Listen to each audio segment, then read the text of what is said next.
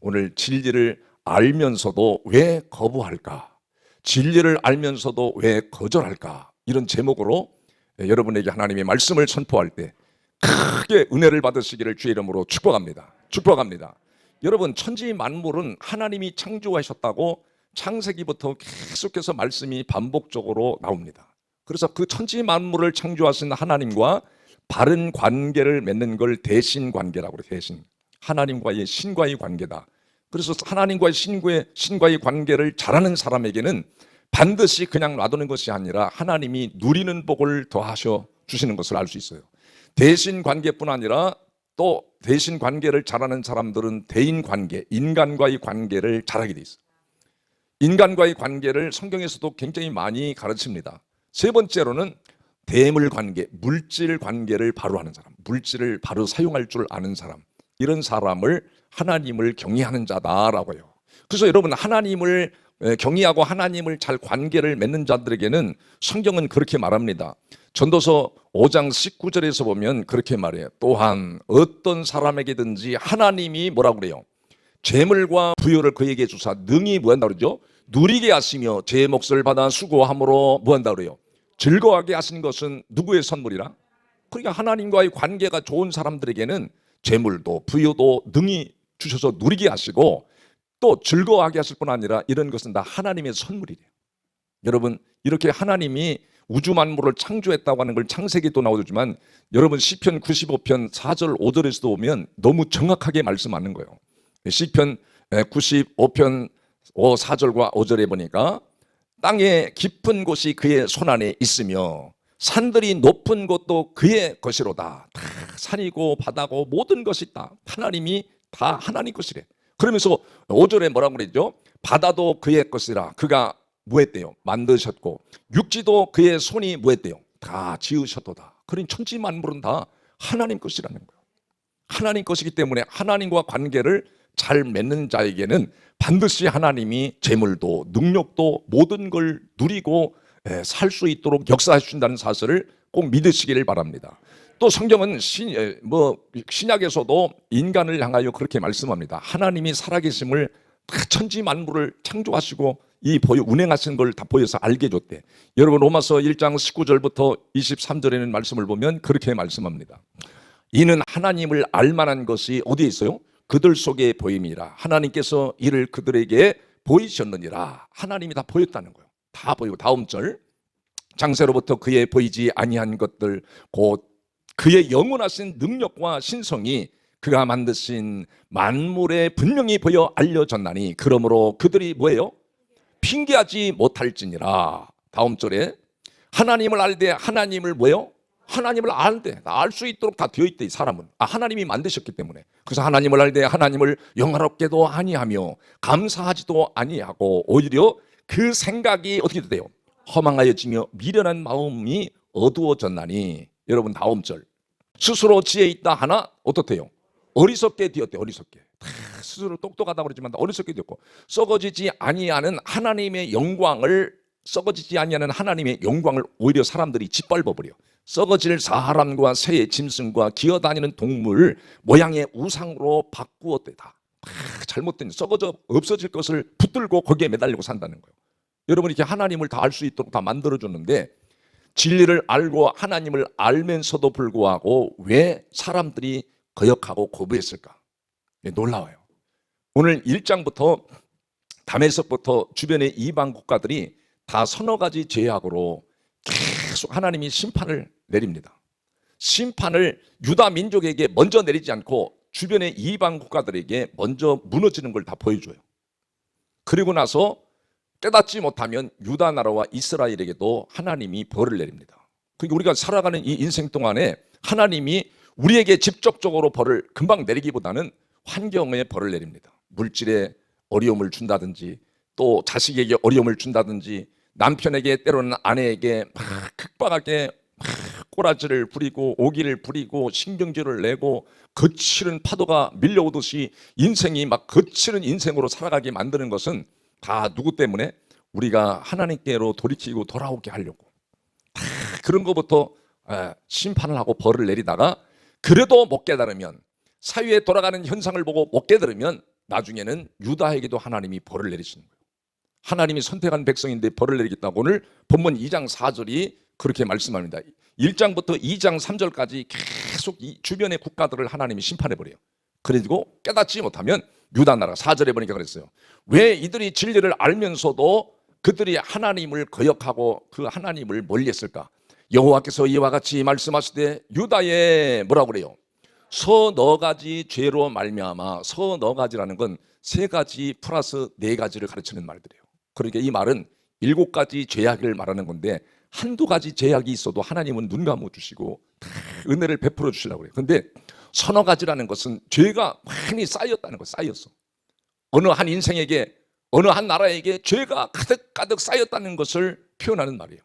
그러니까 유다 나라에도 여지없이 죄가 막 쌓이고 쌓여서 더 이상은 하나님이 볼 수가 없는 거예요. 그러므로 인해서 서너 가지 죄악으로 말미암아 내가 그 벌을 어디에다가 선택받은 하나님의 백성들 유대에게 돌이키지 아니하리니. 하나님은 돌이키고 돌아오는 자를 아낌없이 용서하고 감싸주고 이끌어주시지만 돌이키지 아니하면 하나님 벌을 내린다는 거예요. 왜 유다 나라와 이스라엘에게 하나님이 벌을 내리실까? 그 서너 가지 죄인데 유다에게는 어떤 죄를 졌길래 그러냐? 그 첫 번째가 바로 이는 그들이 첫 번째 뭐에 나오죠? 여호와의 율법을 멸시하며 그랬어요. 율법을 말할 때 꼭 십계명을 말하는 거라고 생각하는데 그게 십계명을 말하는 게 아니에요. 물론 율법을 십계명을 말하기도 하고 성경 전체를 말하기도 해요. 근데 이 율법을 하나님은 창세부터 준 거예요. 그래서 여호와의 율법을 멸시했다 그러는데 율법을 멸시하는 것이 하나님의 관계를 파기하는 거예요. 여러분 잠언 13장 13절에도 말씀을 멸시하는 자에게는 너희가 패망이 이르고 계명을 두려워하는 자에게는 상을 베푸느니라 그렇게 나와요. 그러니까 여러분 여기서 율법은 무엇을 말하냐? 율법도 계명도 선자도 성경도 계속해서 너희는 하나님의 입에서 나오는 말씀으로 살라고 하는 메시지를 주기 위해서 그런 거예요. 여러분 출애굽기 16장에 가서 보면 놀라운 말씀이 나옵니다. 출애굽기 16장에 한번 보겠어요. 2절에서 4절에 보면 이스라엘 자손들이 어디서 나왔냐? 애굽에서 나와서 광야로 나왔는데 원망하고 불평하고 난리가 난 거예요. 뭐 때문에? 먹는 것 때문에. 이스라엘 자손 온 회중이 그 광야에서 누구에게? 모세와 아론을 원망하여. 뭐 때문에 원망하죠? 먹는 것 때문에. 그래서 3절에 보면 이스라엘 자손이 그들에게 이르되 우리가 애굽 땅에서 고기 가마 곁에 앉아 있던 때와 떡을 배불리 먹던 때 여호와의 손에 뭐 했다면? 차라리 애굽에서 고기 먹고 거기서 그래도 좀 살만 했는데 거기서 죽었더라면 좋았을 것을 너희가 이 광야로 우리를 인도해 내어 이 온 회중이 뭐해서 죽는데?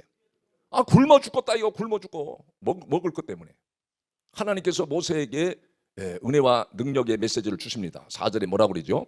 그때 여호와께서 모세에게 이르시되 보라 내가 너희를 위하여 뭘 줘요? 하늘에서 양식을 비같이 내리리니. 하늘에서 뭐가 내린대요? 하늘에서 양식이 내린대. 양식이 내리는 거를 문자적으로 해석하면 뭐 땅에서 먹고 사는 것 때문에 하나님이 땅에서 뭐 복을 엄청나게 준다 막 이렇게 얘기할 때가 많아요. 그래서 하늘에 뭐가 내려요? 양식을 비같이 내리니 백성이 나가서 뭘요? 일용할 것을 언제? 날마다 매일매일 거둘 것이라. 여러분 이 일용할 양식이라는 거, 하늘의 양식이라는 건 그냥 육신에서 만나나 먹고 육신의 세상에 살아가면서 육신에 필요한 것만 먹고 살려고 발버둥 치게 만드는 게 아니라 하늘의 양식을 먹게 하려고. 일용할 양식. 그 일용할 양식이 바로 무엇이냐? 여러분 거기에 다시 비춰줘 봐요. 그 하반절에 보면 그렇게 나와요. 일용할 것을 날마다 거둘 것이라. 이같이 하여 그들이 뭐라고 했어요? 내 율법을 준행하나 아니하나 내가 뭐 한다고 그래요? 그러니까 율법이 뭐요? 율법이 십계명을 말하는 게 아니라 십계명이 있기 전에 먼저 율법을 지금 말해요. 율법을 준행하나 내가 너희를 시험하라. 그 율법을 지킬 수 있는 힘이 어디서 있냐? 하늘의 양식을 먹어야, 일용할 양식을 먹어야 율법을 지킬 수가 있다는 걸 가르쳐 주는 거예요. 하늘의 양식을 먹지 않고 일용할 양식을 먹지 않고는 율법을 지킬 수가 없다는 거예요. 여러분 그래서 신약에도 주기도문에 그게 나와요. 주기도문에 보면 마태복음 6장에 가서 11절부터 13절을 보면 그게 나온단 말이에요. 그 말씀을 다 깊이 나눌 수 없지만 여러분이 한번 듣고 나중에 또 깊이 나눌 거예요. 오늘 우리에게 뭘 줘요? 일용할 양식을 주시옵고, 일용할 양식이라는 건 우리가 살아가면서 육체적으로 필요한 육신의 음식을 가르치는 말이 아닌 거예요. 문자적으로는 그걸 얘기하죠. 영적인 눈이 안 열리면 그렇게 보는 거예요. 그래서 여러분이 오늘도 새벽기도 와가지고 먹을 거 일용할 양식을 달라고 구해야 된다 그러는데, 여러분 사람이 일주일만 밥을 안 먹으면 어떻게 되겠어요? 이틀만 우리 찬영이 형제에게 밥을 안 주면 어떻게 되겠어요? 찬영이가 요동치는 거죠. 난리 나는 거죠. 여러분 밥을 이틀만 안 먹어도 사람이 막 몸부림치고 신경질이 곤두쓰고 난리 납니다. 근데 여기 영의 양식도 같은 거예요. 여기에 일용할 양식을 주옵시고 그러잖아요. 일용할 양식을 주옵시고 그러면서 다음 절에 뭐가 나와요? 여기에 일용할 양식을 우리가 먹어야만이, 그게 일용할 양식이 바로 십자가의 복음을 가리키는 거예요. 여러분 영의 말씀, 구원의 말씀, 부활의 능력의 말씀을 가르치는 말이야. 그걸 우리가 매일매일 구해서 매일매일 먹어야 우리에게 죄 지은 자를 사하여 준 것 같이 우리 죄를 사하여 주옵시고, 그 일용할 양식을 먹어야, 십자가의 복음을 먹어야, 영생의 말씀을 먹어야, 부활의 복음을 먹어야만이 내가 사함 받았구나, 그리고 다른 사람의 죄도 사하여 주고 덮어주는, 용서해 주는 은혜가 생긴다는 거예요. 여러분 그것뿐 아니라 내가 십자가의 복음을 먹고 진리의 말씀을 먹고 생명의 말씀을 먹고 여러분의 영원한 영생의 부활의 말씀을 먹어야, 매일매일 여러분 구해서 먹어야만이 다음 절에 13절에 뭐라 그러냐면, 우리를 시험에 들게 하지 마옵시고 다만 악에서 구하옵소서. 여러분 시험에 들지 않는 일이 생기는 거예요. 여러분 집사도 권사도 장로도 목사도 시험 드는 경우가 생기는 거예요. 왜? 뭘 안 먹으면? 부활의 복음을 먹지 않으면, 매일매일 일용할 양식, 하늘에서 양식을 내리는 그 양식을 먹지 않으면 여러분 시험 든다는 거. 시험 들어. 여러분 40년을 믿었는데 시험 들어서 나가 자빠져버려.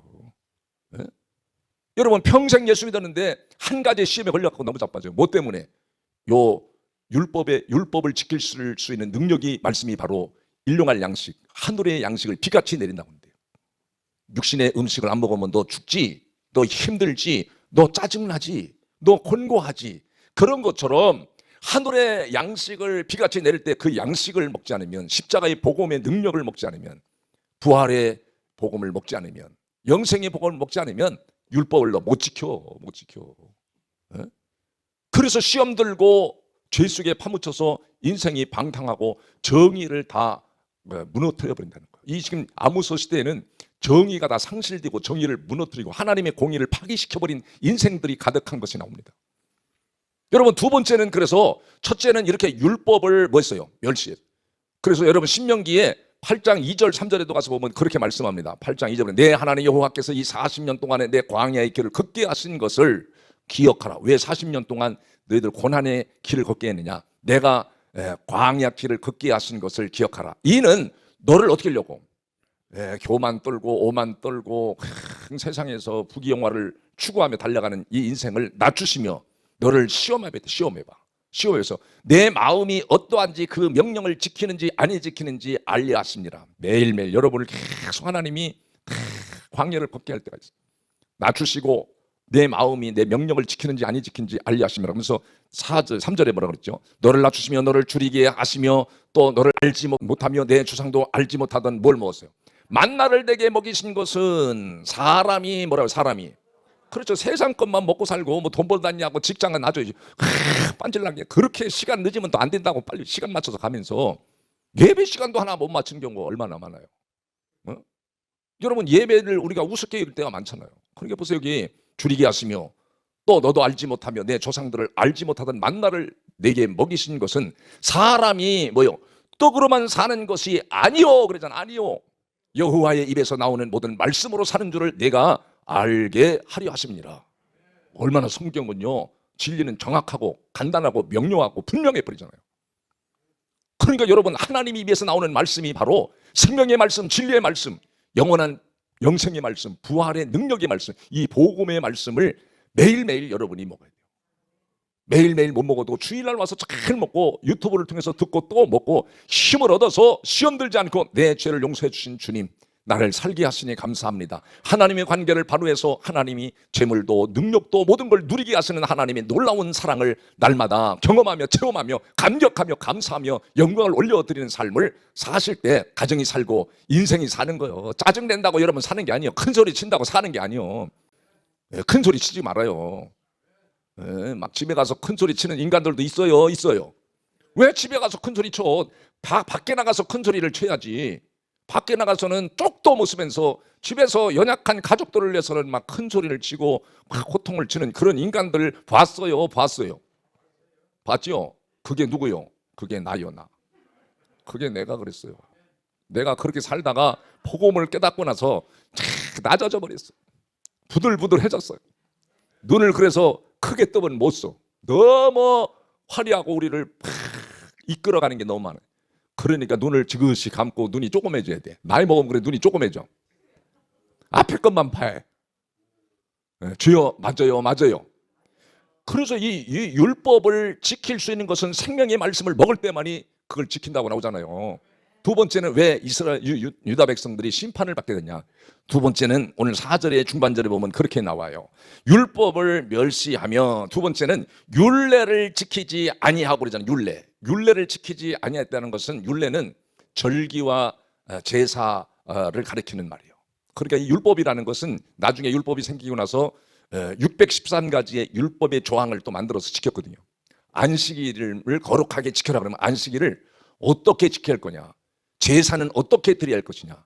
여러분이 오늘날 예배 생활을 그냥 와서 주일을 털레 오는 게 아니라 여러분 예배를 어떻게 드리는, 제사를 어떻게 드리는, 이런 법규를 만들어 놓은 걸 율례라고 그래요. 율례. 근데 이스라엘 백성들은 제사를 드리고 절기를 드리고 하나님 앞에 경배하고 오늘날 말하면 예배 드리는 거에 별로 관심이 없어.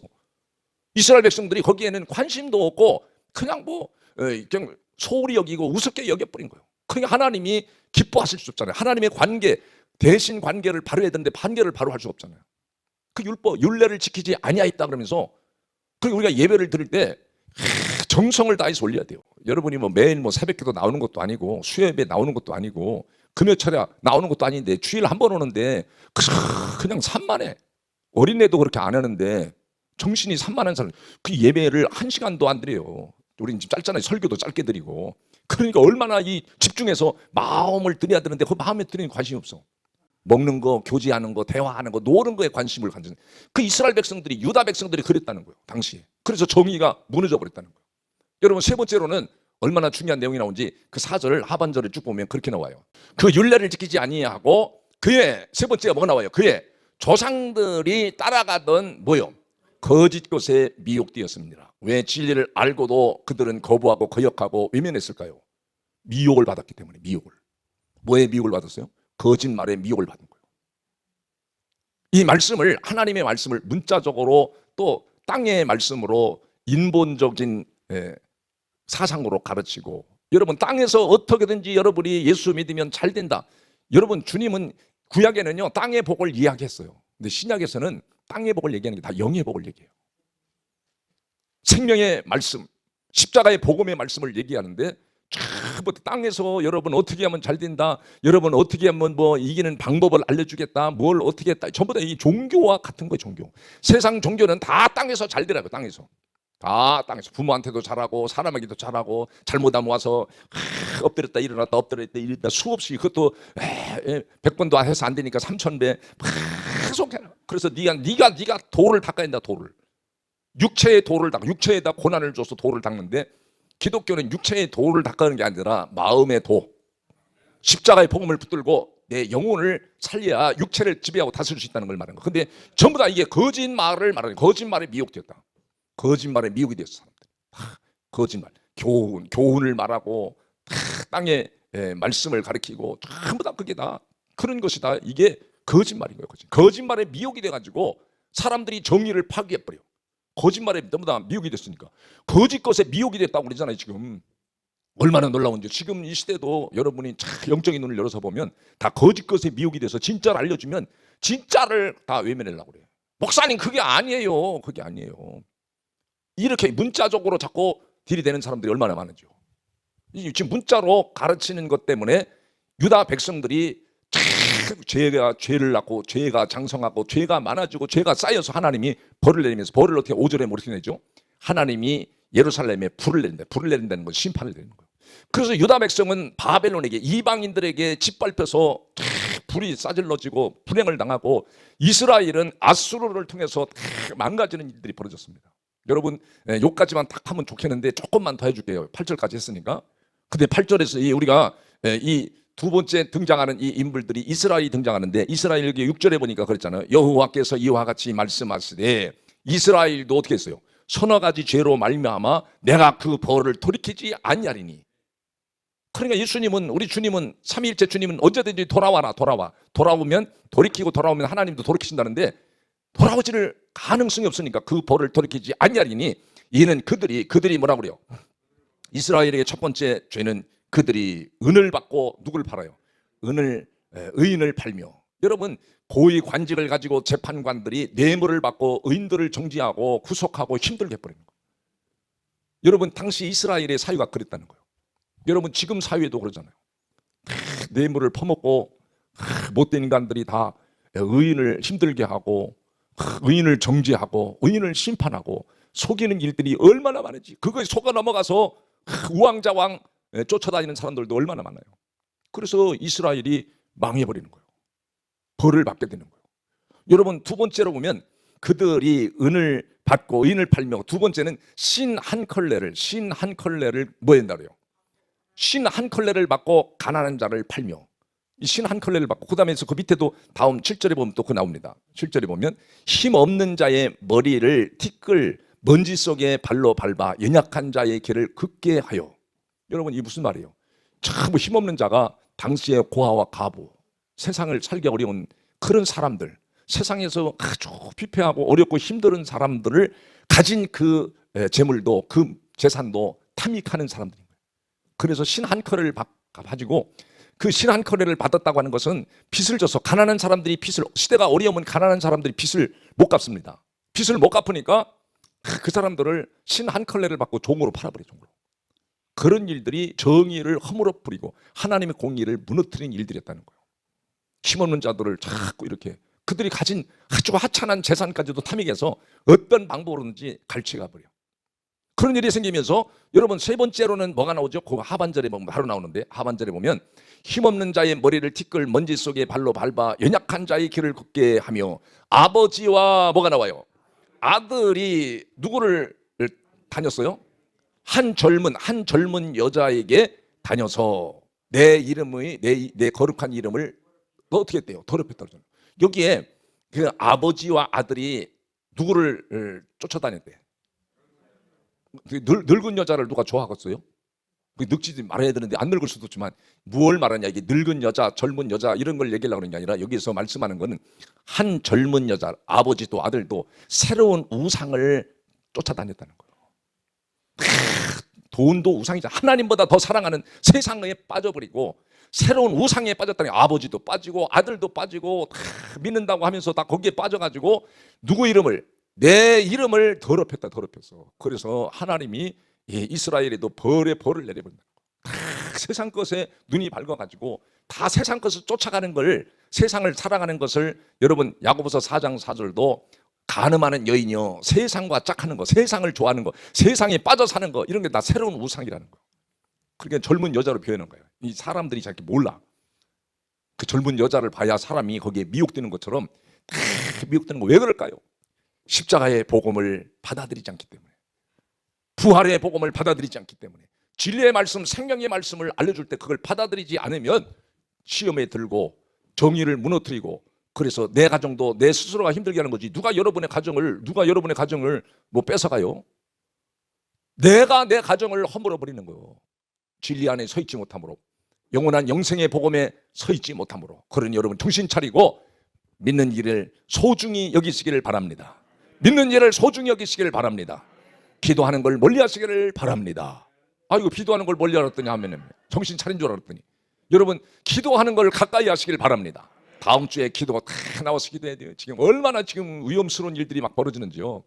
그러니까 여러분이 열심히 기도하실 때 같이 기도하고 말씀을 붙들고 살 때 달려가야 하나님이 이 민족을 긍휼히 여기시고 붙들어 주시고 역사하시고 복음을 아는 사람들 때문에 하나님이 놀라운 역사를 일으키시는 줄을 믿으시길 바랍니다.